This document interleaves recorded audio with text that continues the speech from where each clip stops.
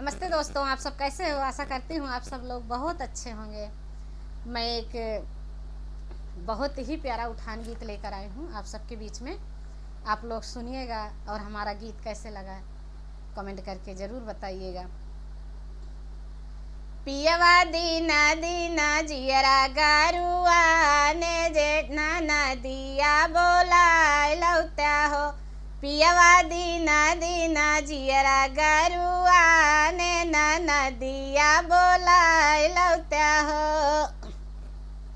सासू का पठाऊ बनाऊआ नदिया कबरिया न हो। पियवा जेठनी का तू ही नहीं जाया जेठनिया हमारी गोतिनी हो। सासू का पठाऊ बनाऊआ नदिया कबरिया न हो। पियवा जेठनी का तू ही नहीं जाया जेठनिया हमारी गोतिनी हो। पियवा जेठनी का तू ही नहीं जाया जेठनिया हमारी गोतिनी हो। सासू तवाई मोरी गावत नदिया बजवताई हो। अरे जेठनी तो हाथावा छुपावत जेठनिया हमारी गोतिनी हो। सासू तवाई गावत नदिया बजावत हो। अरे जेठनी तो हाथावा झूलावत जेठनिया हमारी गोतिनी हो। अरे जेठनी तो हाथावा छुपावत जेठनिया हमारी गोतिनी हो।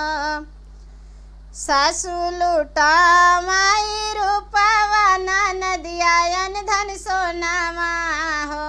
अरे नारे जेठनी लूटा मैं कानी का उड़ी जेठनिया हमारी गोतिनी हो। सासू लूटा माई रूपवा नदियन धन सोनावा हो। अरे जेठनी लूटा मैं कानी का उड़ी जेठनिया हमारी गोतिनी हो। अरे जेठनी लूटा मैं कानी का उड़ी जेठनिया हमारी गोतिनी हो। सासू का दे बाई खटिया नदिया कमचिया हो। अरे जेठनी का राजा के पलंगिया जेठनिया हमारी गोतिनी हो। सासू का दे बाई खटिया नदिया के मचिया हो। अरे जेठनी के राजा के पलंगिया जेठनिया हमारी गोतिनी हो। अपने जेठनी के राजा के पलंगिया जेठनिया हमारी गोतिनी हो।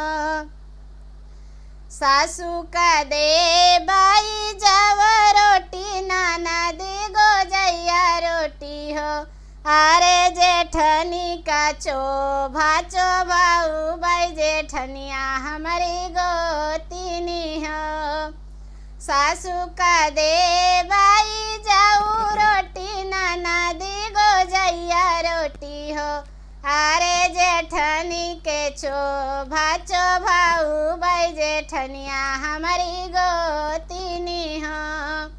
सासू का दे बाई खटिया नदिया कमचियाई हो। अरे जेठनी के राजा के पलंगिया जेठनिया हमारी गोतिनी हो। अरे जेठनी के राजा कई पलंगिया जेठनिया हमारी गोतिनी हो। जैसे लगे कमेंट करके ज़रूर बताइएगा आप लोगों को ये गीत कैसे लगा।